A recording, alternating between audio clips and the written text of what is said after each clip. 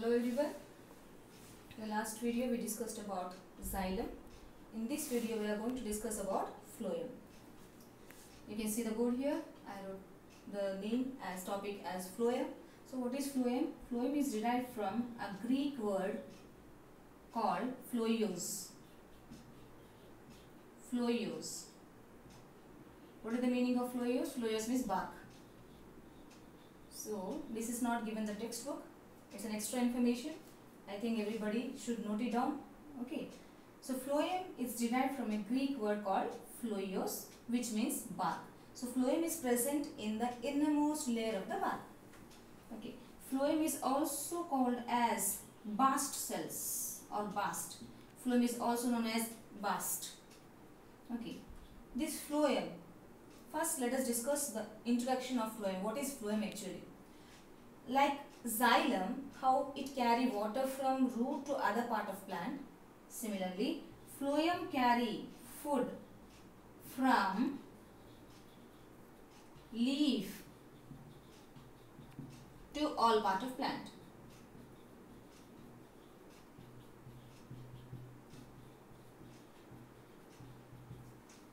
Okay. So, what is food here? We know that plant prepares food in the leaf part, and the food is nothing but the glucose. Okay, so glucose from the leaf is being transported to all part of plant, but there is a confusion again. The glucose is not getting transported, but glucose is being converted into sucrose. Then now you will be having, this is also not in your textbook, but it's just an extra information. Why glucose is not transported, but glucose is converted to sucrose and get transported to all part of plant? There is a logical reason, because sucrose is having the efficiency to storage, as well as sucrose is not as reactive as glucose. Glucose is highly reactive. So hence glucose is converted into sucrose. Most of the plants, glucose is not getting transported, but yes, glucose is converted into sucrose and get transported to all part of plant from leaf. Okay, I think till here it is clear. Phloem. Phloem is derived from Greek word called phloios, which means bark. Phloem is also, the other name of phloem is bast. Okay, phloem is present in the innermost layer of the bark. So phloem carries food, which is nothing but the glucose, from leaf to all part of plant.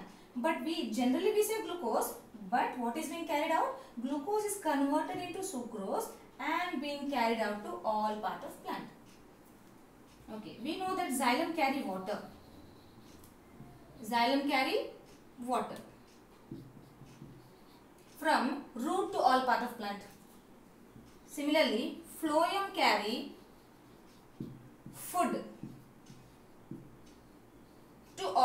from leaf to all part of plant. But here the difference. Xylem carry water from root to all part of plant. Okay, and it is unidirectional. Uni means one. Means water from root flows to aerial part of plant. Always from root to aerial part of plant. Stem, leaves, branches and all. That's all. That's why it is called as unidirectional. But phloem, that is, carries food from leaf to all parts, including root. As the food goes to root, it gets stored over there, and when the new buds, new flowers, new fruits are being formed, phloem carry food from root to again upward to the other part of plant. The aerial stem, the aerial buds, the aerial flowers, all these, when they are growing in size, how they are growing? Because phloem is carrying food from root to again other part of plant. So this way xylem carry water only in one way, that is from bottom to top, that is from root to other part. But phloem carry food from leaf to root as well as from root to upper part of plant. So that's why it is called as, the transport is called as bidirectional. Unidirectional and bidirectional. Bi means two, both ways. Uni means one, only single way. So root carries from bottom to top and phloem carries from top to bottom as well as bottom to top part. Okay. Now, so here children, it's a table.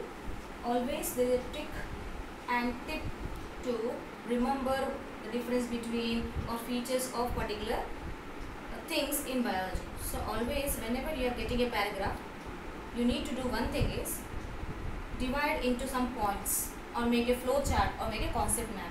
So here also, to make you understand easy, to remember easy, I have made a phloem, its cells and its classification. In xylem, how we have 4 cells that make xylem. Similarly in phloem also there are 4 cells that make phloem. So the first one is called as seed tube. Second one is companion cell. Third one phloem parenchyma and fourth is phloem fiber.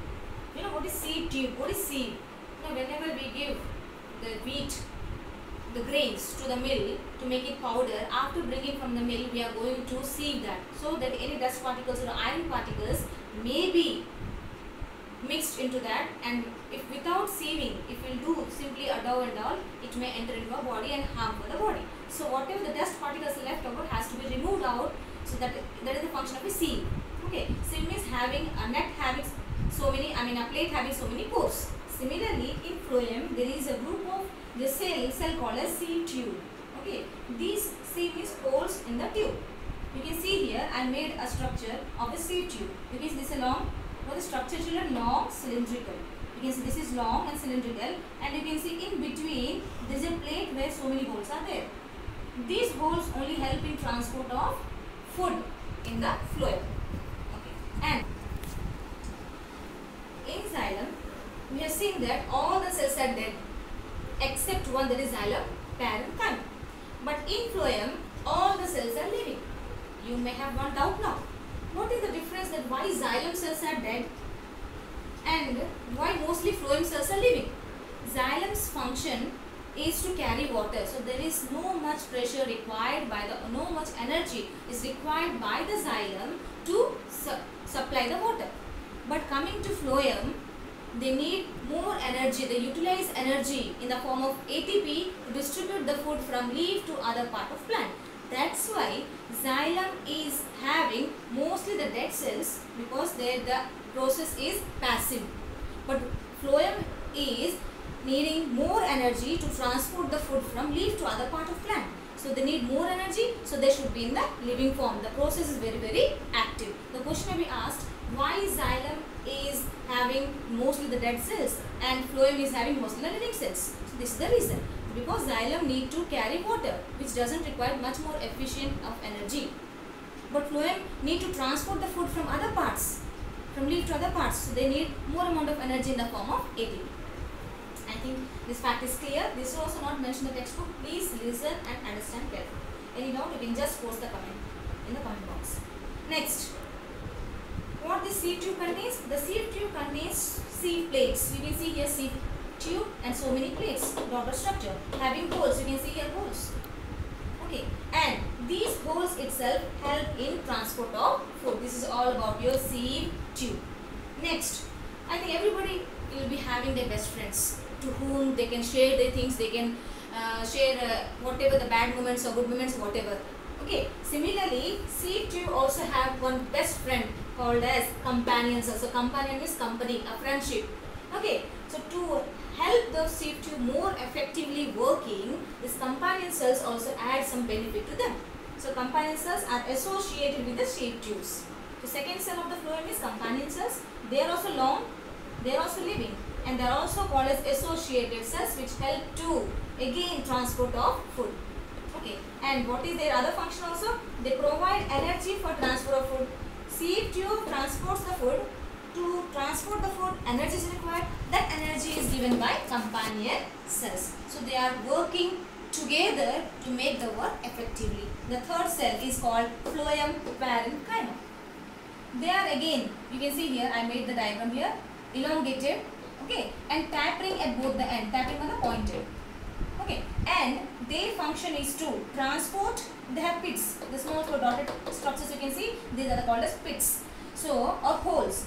They help in transport of food as well as they store food. and they are also again living cells. Also again living cells. The last cell is called as phloem fiber. You can see that I made the structure over here, thread-like structure. The phloem fibers are also called as bast fibers. Okay, and they are the dead cells. In phloem, only one cell is dead, that is called as phloem fiber. And what is their function? To provide mechanical support to the plant. The function of phloem fiber is to provide mechanical support to the plant.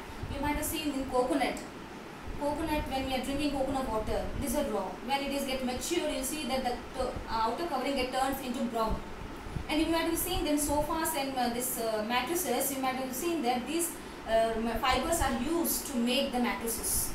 Okay, not only that, there are so many structures like jute bags. These things are also nothing but the phloem fibers itself. Okay, so out of all the 4 cells of phloem, only phloem fiber is the dead one. So what is their function? To just provide mechanical strength and support to the plant.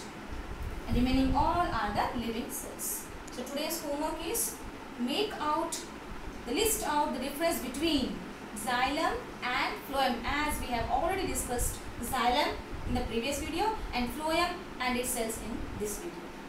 But till then, thank you. Bye bye.